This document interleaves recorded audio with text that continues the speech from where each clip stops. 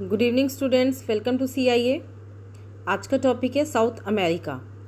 South America जो कि 4th largest continent है।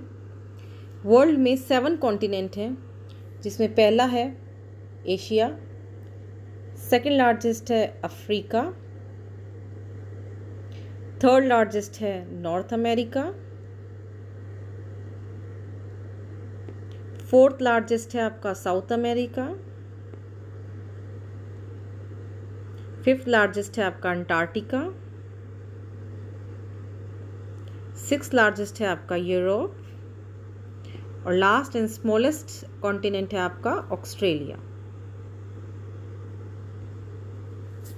जिसमें से आज हम साउथ अमेरिका पर डिस्कस करेंगे। साउथ अमेरिका ये चारों ओर से समुद्र से घिरा हुआ है। इसके नॉर्थ में, ईस्ट में देखें, ईस्ट में यहाँ नॉर्थ अटलांटिक ओशियन है, साउथ में देखें तो साउथ अटलांटिक ओशियन है,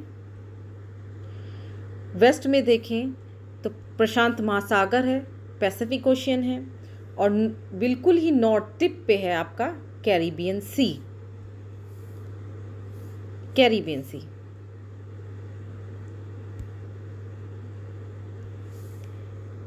कैरिबियन सी साउथ अमेरिका की यदि हम स्थिति देखें तो यह पश्चिमी गोलार्ध और दक्षिणी गोलार्ध में स्थित है। दक्षिणी गोलार्ध कैसे? जो देश 0 डिग्री या इक्वेटर यानी 0 डिग्री भूमध्य रेखा के दक्षिण में स्थित हैं, वह दक्षिणी गोलार्ध में स्थित कहा जाता है, यानी southern hemisphere.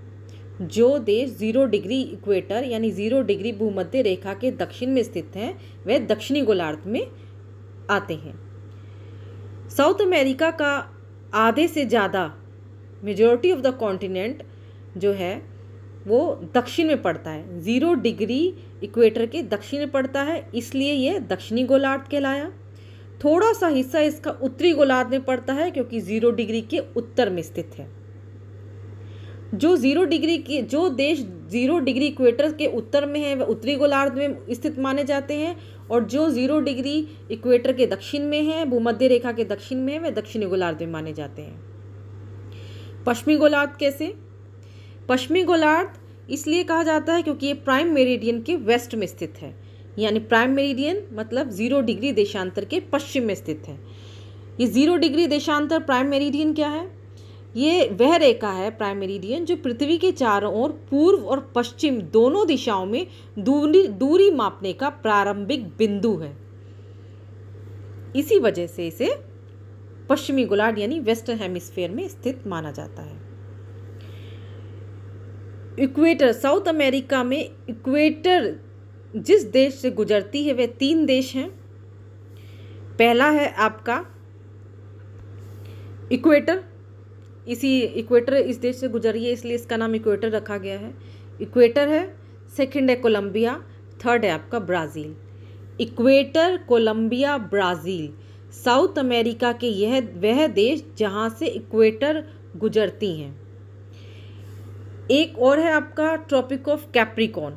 Tropic of Capricorn South America के 4 देशों से होकर गुजरती है। वो देश कौन कौन से हैं? आपका चिली है, अर्जेंटीना है, पराग्वे है, ब्राज़ील है। ट्रॉपिक ऑफ कैप्रिकॉर्न कहाँ से? 4 देशों से, चिली, अर्जेंटीना, पराग्वे, ब्राज़ील। अगला है साउथ अमेरिका, नॉर्थ अमेरिका से इस्थमस और पैनामा से जुड़ती है। ये इस्थमस और पैनामा क्या है? Isthmus means narrow strip, isthmus means संकीर्ण पट्टी, जो ऐसी संकीर्ण पट्टी जो बड़े भूभाग को जोड़ती है, इस्थमस कहते हैं। हिंदी में संकीर्ण पट्टी, हिंदी में भी इसे इस्थमस ही बोला जाता है।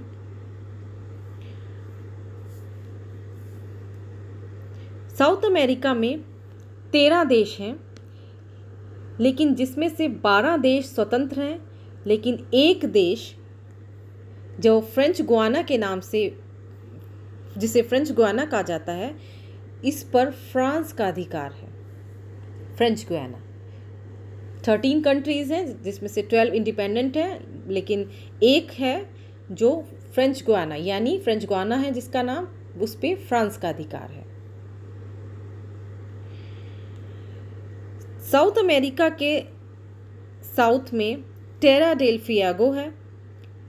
चिली और अर्जेंटीना की सीमा पर टेरा डेल फ्रियागो है, जिसका दक्षिणतम बिंदु कैप हॉर्न है। साउथ अमेरिका के माउंटेन रेंजेस, एंडीज जो कि longest continental mountain ranges in the world, विश्व में सबसे बड़ी पर्वत श्रृंखला है एंडीज। ये 7 देशों से होकर गुजरती है एंडीज।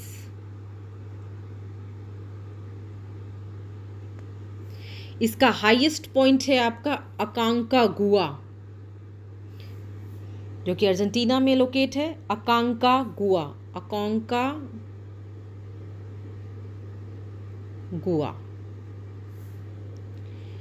दो अन्य माउंटेन हैं जो वोल्केनो माउंटेन है। ओजस डेल सलाडो, जो कि अर्जेंटीना और चिली के बॉर्डर पे है।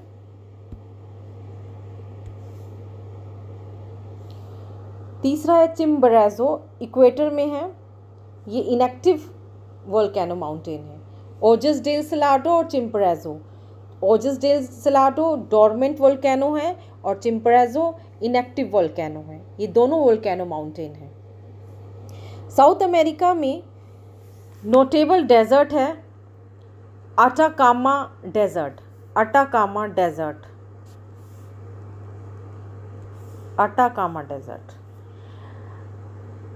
जो कि प्रशांत महासागर के पश्चिम तट पर स्थित है। अटाकामा डेजर्ट ये चिली में है। चिली देश में स्थित है।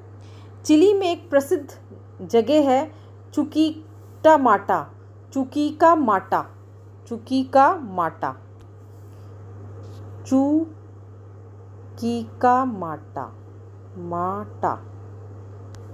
किस लिए फेमस है ये?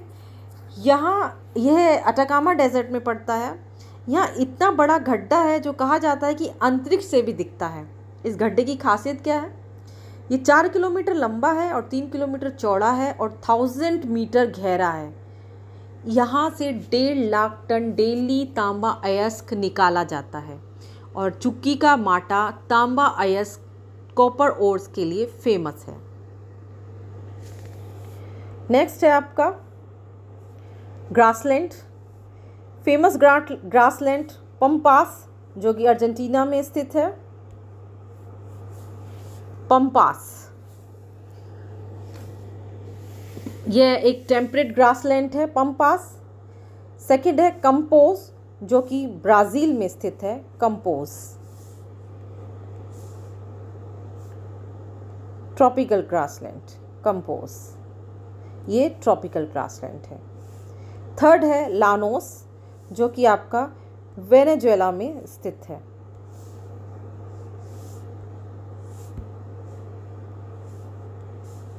Llanos Venezuela. Pampas, compose, Llanos. Pampas Argentina, compose Brazil, Llanos Venezuela. ये मैच द फ्लोइंग में आ जाते हैं पीसीएस में। यूपीएससी भी कई बार पूछ लेता है। नेक्स्ट है आपका river, Amazon river. Famous Amazon river, Amazon basin. ये काफ़ी नदी धाराओं को मिलकर ये अमेज़न नदी बनती है। ये वर्ल्ड की लार्जेस्ट रिवर है अमेज़न। लॉन्गेस्ट है नाइल। लॉन्गेस्ट और लार्जेस्ट में ये अंतर है कि अमेज़न का बेसिन बहुत बड़ा है, वाटर का वॉल्यूम बहुत है, इसलिए इसको लार्जेस्ट कहा जाता है अमेज़न। अमेज़न एंडीज से निकलती है, जो Peru, Ecuador, Colombia, Venezuela, Bolivia और ब्राज़ील से होते हुए नॉर्थ अटलांटिक ओशन में अपना पानी छोड़ती है। सेकंड रिवर है Magdalena river. Magdalena river second river है आपकी मैग्डालेना रिवर, जो कोलंबिया से निकलती है और कैरिबियन में अपना पानी छोड़ती है। Magdalena river. फर्स्ट है अमेज़न, सेकंड है Magdalena river. Third is Paraguay river. Paraguay river Brazilian highland से निकलती है और अटलांटिक ओशन में अपना पानी छोड़ती है। पैराग्वे रिवर आपको दिखा दें। पैराग्वे रिवर फर्स्ट थी Amazon, second is Magdalena, third Paraguay river. Fourth है आपका पराना रिवर। पराना रिवर आपकी ब्राज़ील, ये भी ज़्यादातर नदियाँ ब्राज़ील हाईलैंड्स या एंडीज से निकलती हैं। पराना रिवर भी ब्राज़ील हाईलैंड से निकलकर यह अपना जो जल है अर्जेंटीना, ब्राज़ील, पैराग्वे से बहते हुए रियो डी ला प्लाटा में अपना जल छोड़ती है। यह है आपका पराना रिवर और यहाँ ये अपना जल छोड़ती है। यहाँ ये अपना जल छोड़ती है। लास्ट है आपका ओरिनोको रिवर। ओरिनोको रिवर ये मेन रिवर्स हैं साउथ अमेरिका की। ओरिनोको रिवर ये वेनेजुएला, ब्राज़ील से होते हुए नॉर्थ अटलांटिक में अपना पानी छोड़ती हैं।